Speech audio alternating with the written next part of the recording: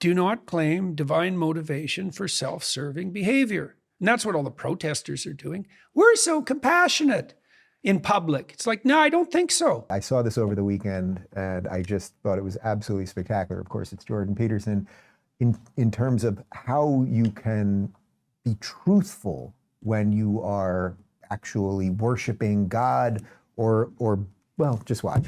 I don't need to explain, Jordan. Do not use God's name in vain.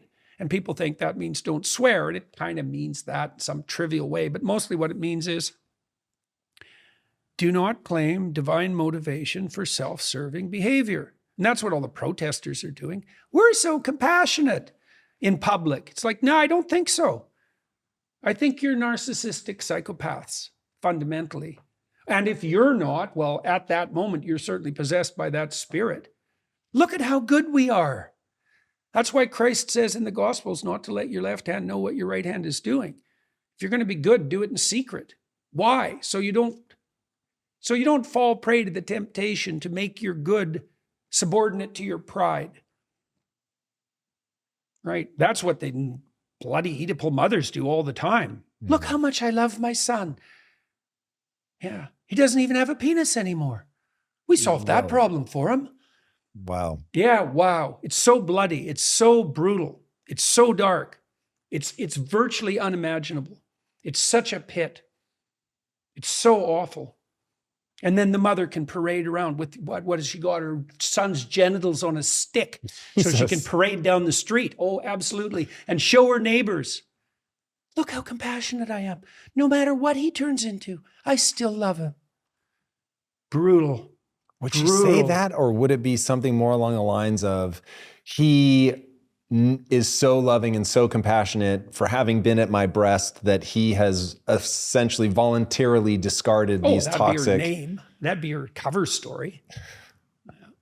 And, the other part of that secret desire is, well, immense hatred for men. Immense hatred for men.